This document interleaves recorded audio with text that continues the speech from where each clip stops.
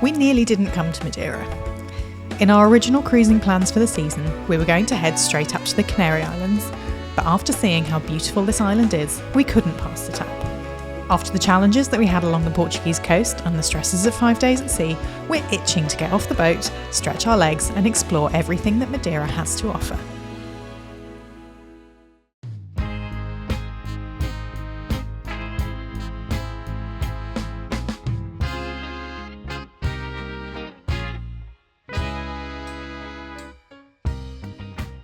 Directly on arrival, we got to rent a car, and they had to drop it off today. They didn't have time to do it tomorrow, so I'm exhausted. But now I got to drive a car and figure out where to park it. Looks like it's parallel parking. It's over there. This is the marina. We braved Madeira's steep but beautiful roads and went out for our first land meal in 5 days. Has garlic butter. Amazing.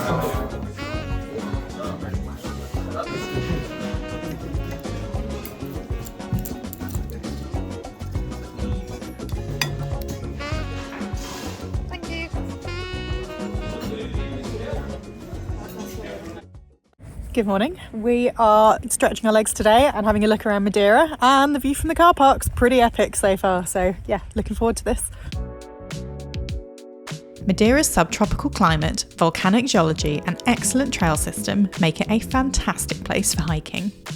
The government maintains a network of walking routes that are easy to navigate and have clear information about their difficulty level, where to start and roughly how long they'll take.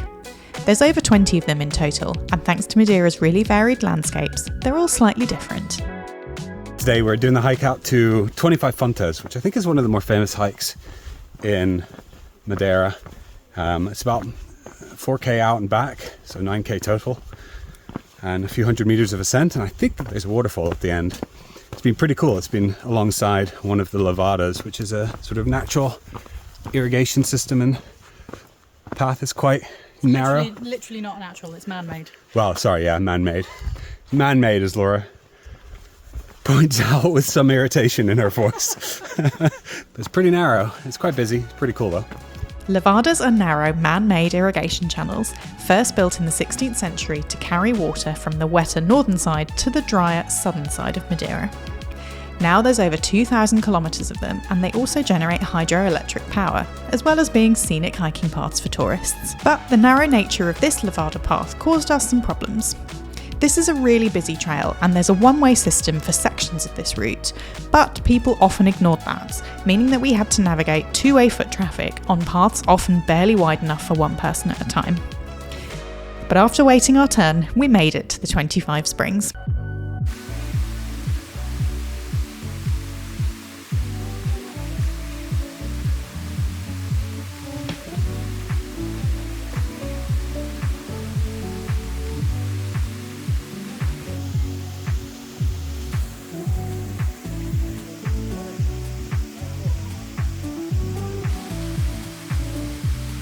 The real Instagram versus reality moment. Is it an Instagram?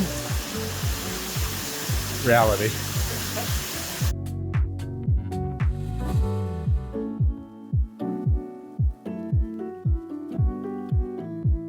Lunch has been eaten, views have been admired, time to turn around and go back to the car. But it was almost all downhill on the way here, so it's almost all uphill on the way back. But at least lunch is in our stomach and not in the rucksack. Stationary. We are nearly, very, very nearly at the top. And there's a bit of an unexpected surprise up here for us. Some cows, obviously.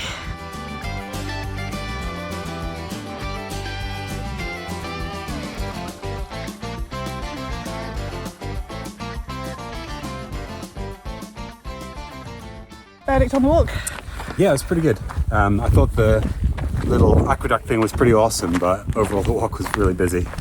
Yeah. So, but I can see how there's like some really amazing walks here in Madeira. We'll see if we can find a little bit more secluded one for tomorrow. Yeah, I really enjoyed it. My calves are barking at me now though. Yeah, it was a bit of a shock to the system after taking 3 steps in a row at a time for 5 days. But now I think we've earned some Madeira wine and maybe some sort of fried food. Holy crap. we drove back down to sea level with some very nice views on the way. We had a quick and glamorous change in a car park and made it to our next stop, Blandy's Wine Lodge. Established in 1811, Blandy's is one of the oldest and most famous winemakers on the island. The tour took us through the grapes that they used, with one variety of grape going into each variety of wine, some of which are very sweet and others that are much drier. We enjoyed learning about the production process, which is unique as the wine is heated and jostled around, which supposedly simulates the effect of hot sea voyages. And after sailing here from the mainland, we had a lot of sympathy for the hot barrels of wine shipped to India and back that supposedly created the first Madeira wine. Yeah, that's good. I like that. What did you think? Oh yeah, it's good. I like Madeira wine. It's pretty good. Yeah, it was really good. I enjoyed the Madeiras. I particularly enjoyed the dry ones. Good tour, good tasting. Met some friendly people at the tasting. Yeah, it's good. What did you like about the tour? So one thing I really liked about the tour was that she described the different grape varieties and when you should use them, whether it should be an aperitivo or a digestivo. That's a nice touch that we've not had at many of the others kind of booze tours. Yeah, they really focused on the varieties of the grapes, and they also talked a lot about specifically how it's made with the heat, and they touched a lot on the maritime history of both kind of the island and how that's played into the history of this company, which I really enjoyed. For the rest of our evening, we wandered around Funchal, the capital of Madeira. It's an absolutely beautiful city, filled with tropical plants and volcanic stone buildings, all right by the water.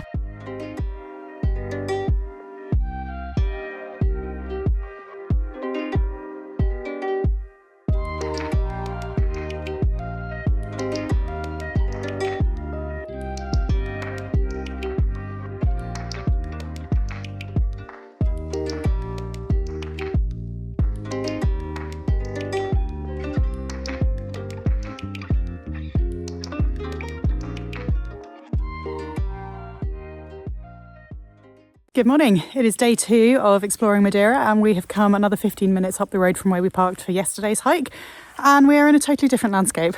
We are going to do about a 8 to 10k hike in a bit of a loop through the...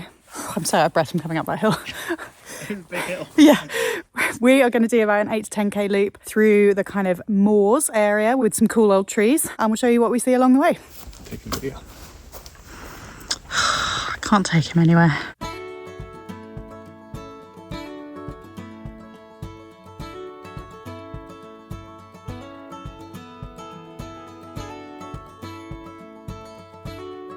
Going on? Cows are like charging around up here. I mean, that was a full-on gallop, wasn't it? Found the cows. Oh, really? Do they look mad? Oh, fine.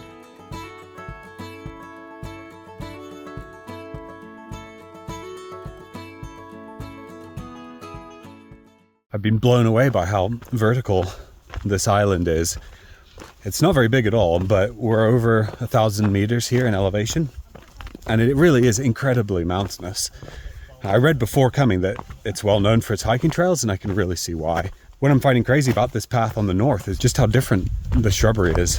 Found what looks like a good view, and from what I can see from the top, is a good Oh, yeah.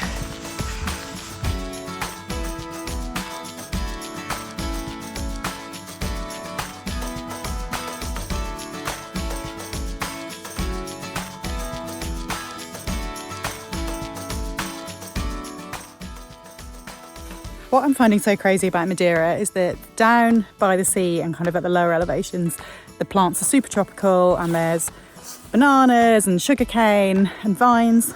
And yet up here, it's all ferns and heather, and there's blackberries right here. But we can see down this valley to where there are bananas and sugarcane, which is just insane.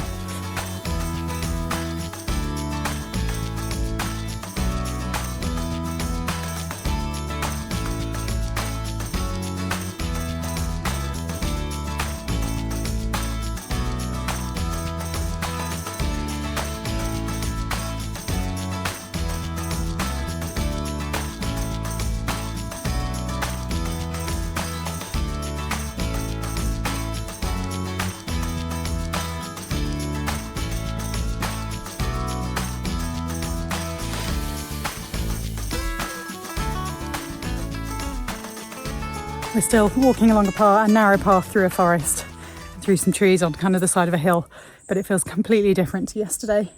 All of the foliage is totally different. The rocks look a bit different. It's way less built up. And oh my God, a bag just landed on me. Super cool. And the number of people up here, I think we're about to get quite a nice view.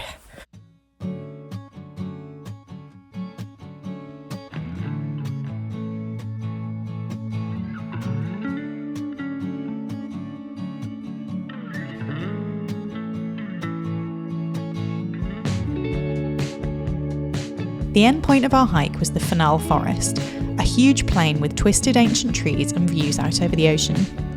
It's usually atmospherically foggy, but we caught it in a rare sunny moment. This area and much of the rest of the forest at the top of Madeira is a UNESCO World Heritage Site, as it's the largest surviving area of laurel forest in the world. This type of forest used to be widespread, but it's now only found on the Atlantic islands of Madeira, the Azores and the Canaries. After admiring the trees, we drove down onto the northern side of the island and the landscape changed again. The north side gets much more rain than the south and was noticeably wilder, with some epic views out of the car window on the way down.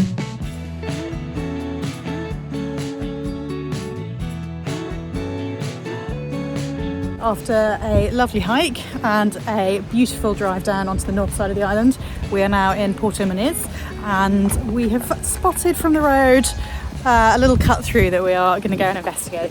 We're going through there.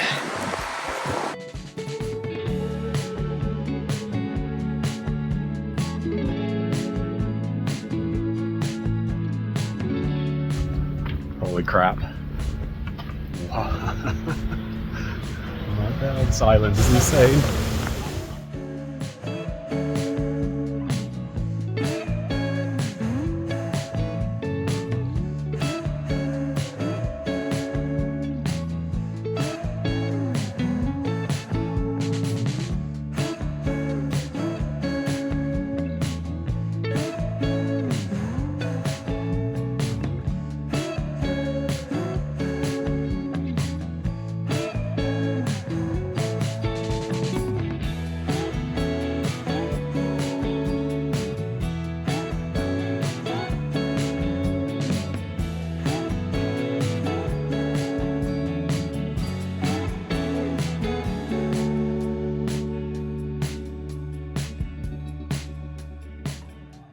We tore ourselves away from the view and headed into the town of Porto Moniz, where we were hoping to cool off after all our exploring. Madeira has a few natural rock pools, and these are some of the largest. There was a little bit of a queue to get in, but it was well worth the wait.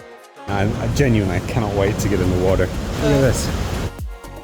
We got there about 2 hours before high tide, when it was safe to sit on the wall between the pool and the sea, enjoying the ride when the waves hit.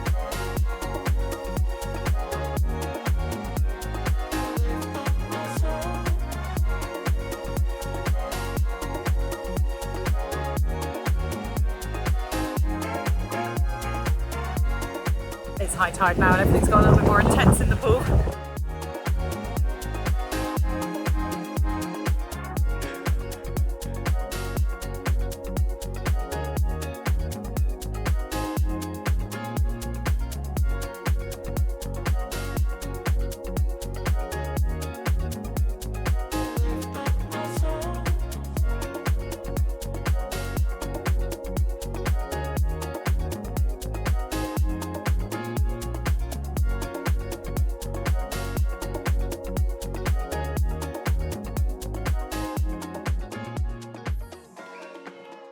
So it's our fourth day here. Spent yesterday just kind of relaxing and doing some chores after Michael left. But we're gonna go out again today and hopefully check out the more mountainous area of Madeira, probably another rock pool, and hopefully get a bit more footage for you guys. So at this point, become pretty used to driving that car. It is making some strange noises though. The brakes are not happy, the engine's not particularly happy. But let's keep our fingers crossed that it makes it over the mountain and back again today. Between the salt water and all the mountains, the cars here must live a very hard Such life. a tough life. It's been quite fun driving them, to be honest. Hasn't entirely filled us with confidence that this car came with the roadside assistance number on the dashboard. It's nice to know what it is, but it's a little bit alarming that it needs to be quite that prominent inside the car. We've managed 3 days without it. Here's hoping I haven't just jinxed us for a day having to use it today. So there are two options for how the roads are in Madeira. They're either not in a tunnel, very steep and very windy, or in a tunnel, and that's it. The tunnels break occasionally to have little roundabouts to let you access local towns and local roads, but pretty much all the way along the south side of the island you can drive just in a tunnel. You alright? No, I was thinking about overtaking there. You're getting ballsy, are you? Yeah, a little bit, yeah. It's really hard to judge distances in the tunnels though. I was wondering why you were looking at me all cheekily from inside. It's because you're buying yourself a bloody coffee. I love it when these gas stations have a little cafe in them. I hope this is coming out on camera, but this is like literally the steepest road I think we've ever driven up. Struggle to keep my sunglasses on the top of my head. They keep trying to like slide off the back. This is so steep. This is crazy.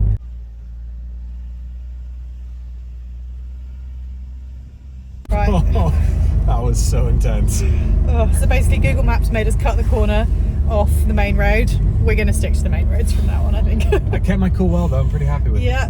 The first gear started slipping a little bit. I've never had that happen before. No, and it took a while for it to re-engage. It was... But, oh well, we're going, we're up. This is what we're about to go and do.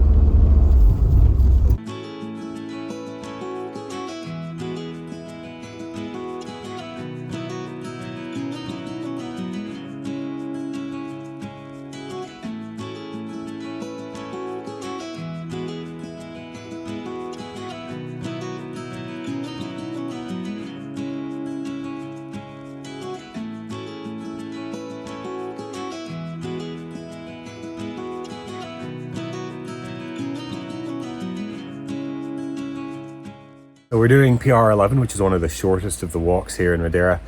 It's up in the mountain region, which we've not been in before, and we're going to a viewpoint. It's been a bit misty, so I don't know if we're going to get it, but we'll keep going till it doesn't make sense anymore and see what it's like. All right, let's go. After all the different landscapes that we've gone through, it's very strange to be in a like damp, mossy forest full of beech and oak trees in the clouds, feeling a little bit chilly. It's particularly strange because we're going back to the UK in 2 weeks, and it feels like this is kind of preparing us for it, and we're almost like in autumn already, except for the fact that we're both in like t-shirt and shorts. One of the things that's really amazing about Madeira is just the number of different microclimates and all of the fauna and flora that come along with that. I mean, it really feels like we're in a British forest. It's extraordinary. It's crazy. If you go down lower, they're growing banana plants. It's wild, really. And it was 29 degrees on the boat when we left. It feels like it's 16 now. Exactly, and we were saying, oh, it's so hot, let's leave the boat. Yeah. Cool down, and we've definitely got that. We've obviously been here in Madeira for a little while now, but I got to say the hard work we put in to sail here makes this feel so much more rewarding. Yeah, for sure. Look at this. It's huge. Wild to think that we sailed here. Madeira is also our penultimate stop for the season, so it's a little bit crazy that this is kind of our last explore for quite a while, because I don't know how much time we'll get to do that in the Canary Islands. Enjoying the fact that this feels like the south of the UK, and it's going to be our last stop for the season.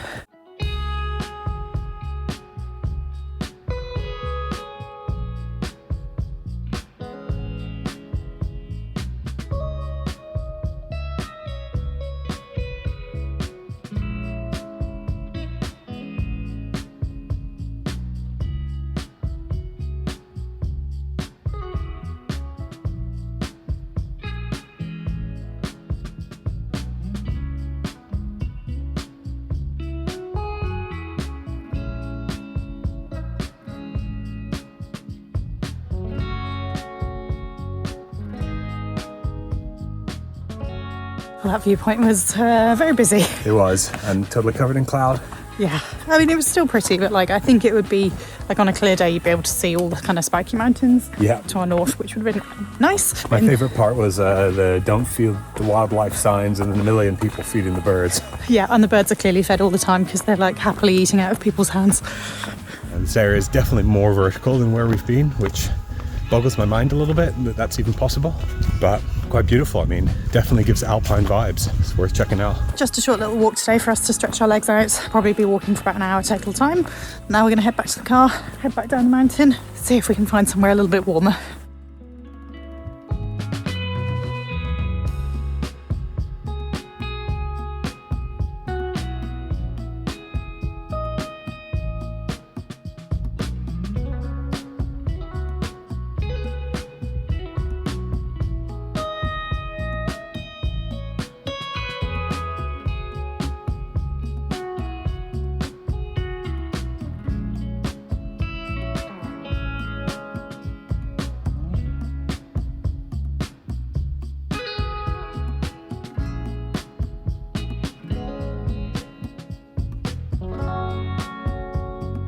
can't remember if we have talked about the local lagers in the places that we've gone through so far. One of our friends, Ross, has been asking us to review the local, quote, shit beers in the places that we've passed through. But yeah, he's been asking us to review the local lagers. So this is Coral, the Madeiran lager.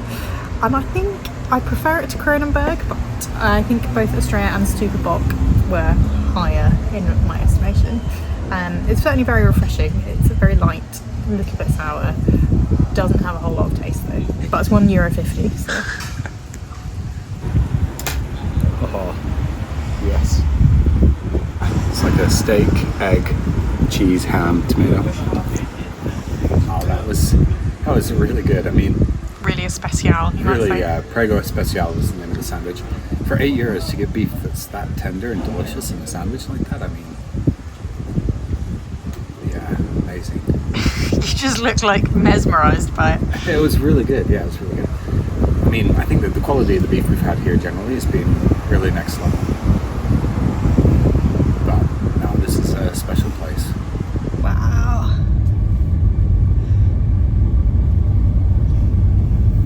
And back into the tunnel. Wow, this is a long one, 2.4. Wow, 2.4 kilometers. Yeah. Jesus Christ.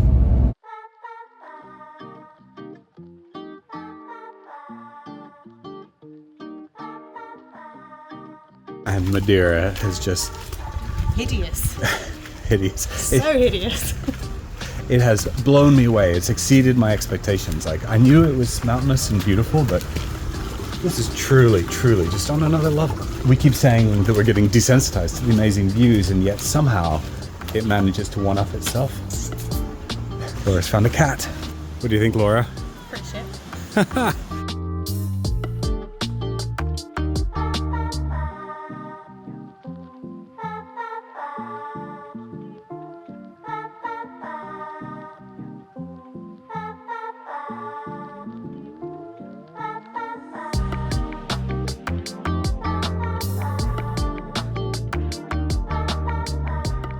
And in case the beach wasn't beautiful enough, there's also a waterfall.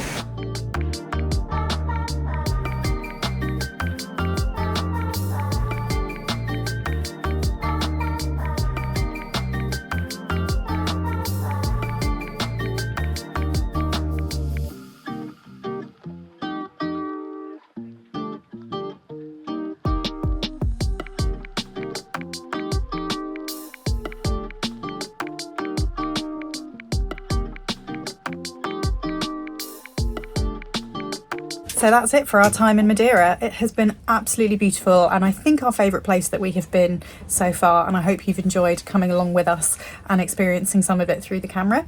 But the rental car has gone back and we are leaving for the Canary Islands tomorrow morning. So we'll see you next time for our 2.5-day passage across the ocean to Lanzarote.